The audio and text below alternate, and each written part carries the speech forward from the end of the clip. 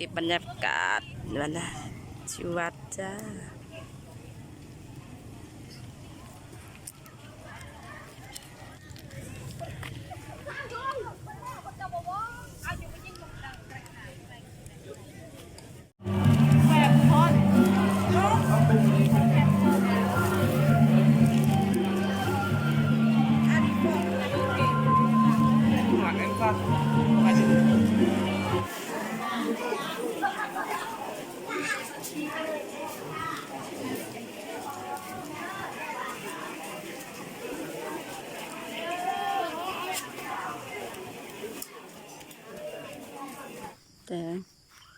ฮัลโหล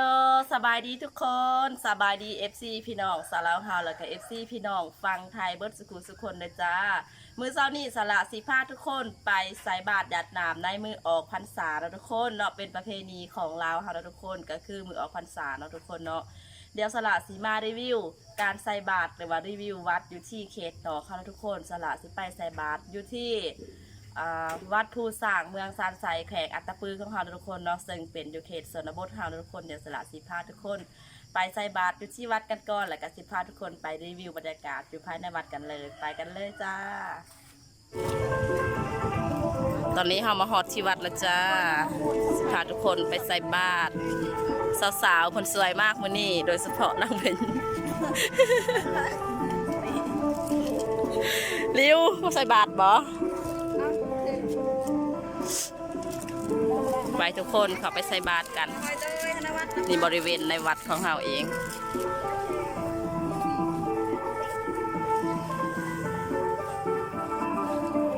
คนกำลังทยอยมาเลยเดี๋ยวสิเข้าในวัดเลยนะทุกคนแต่ว่าเข้ามาหลายแล้ว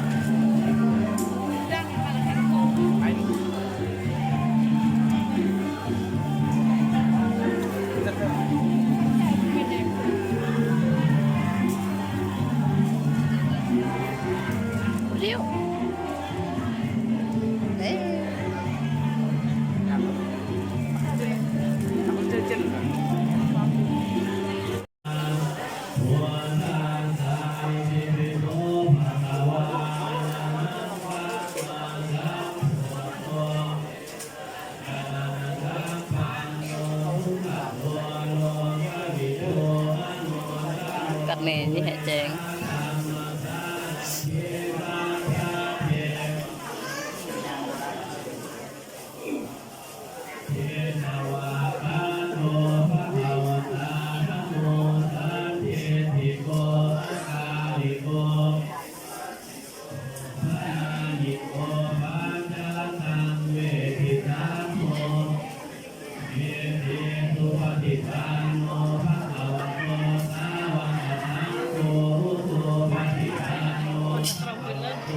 เหนอะมาเลย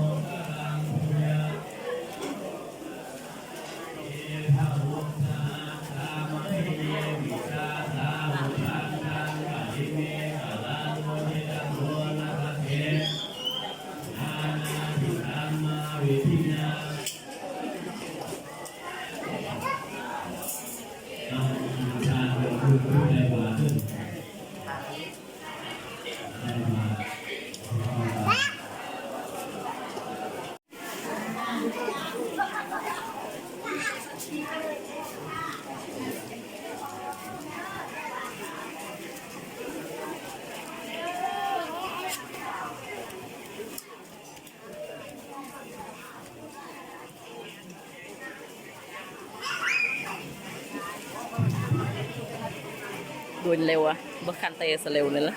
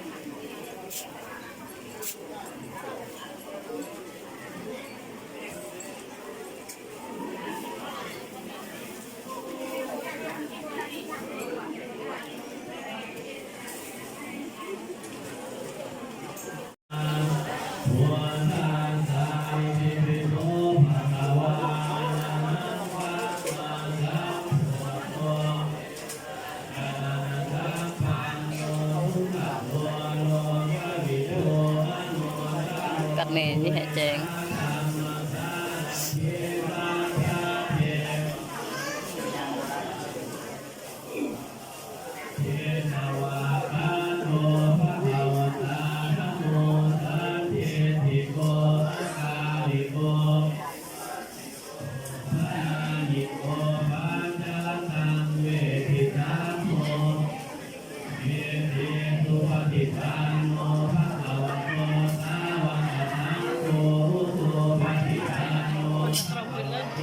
nợ mà lợ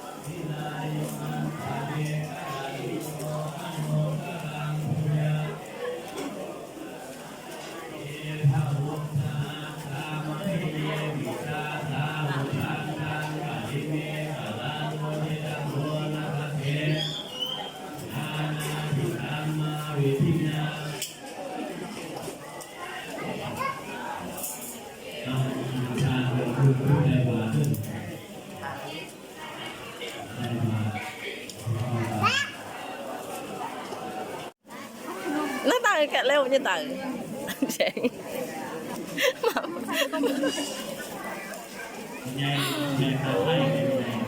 เร็วประจำใส่บาตรสงบ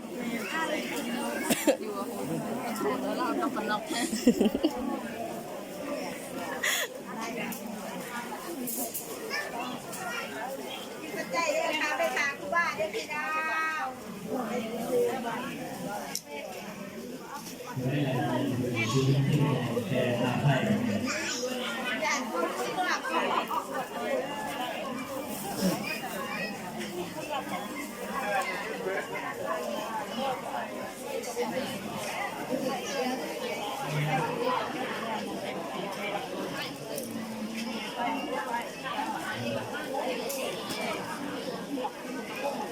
ฮะแต่นั้นจะเสียนางหมดเลย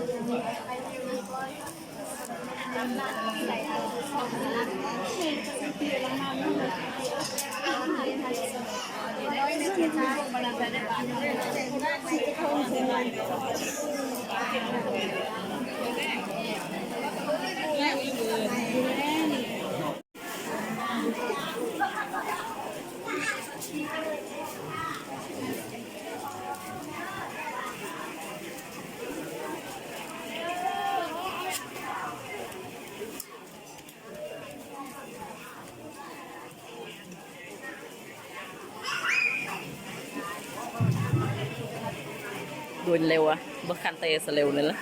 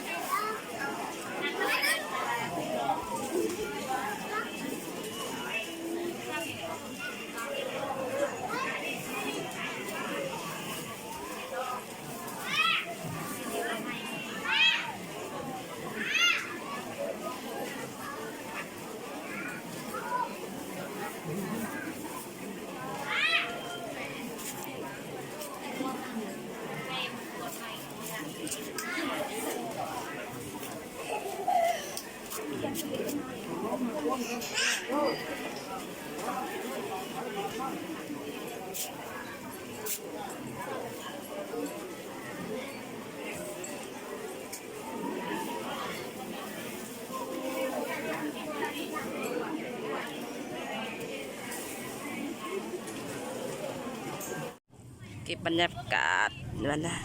ชีวัดจ้า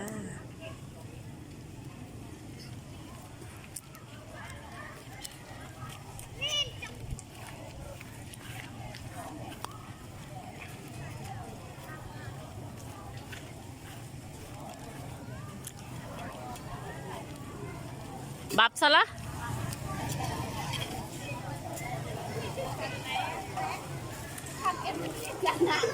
บับซะละเกือบเร็วกันแล้ว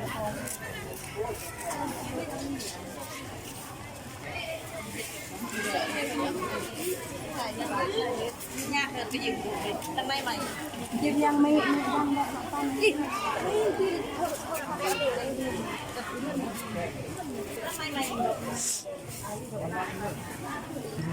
เจอสักทีหรือไม่นะ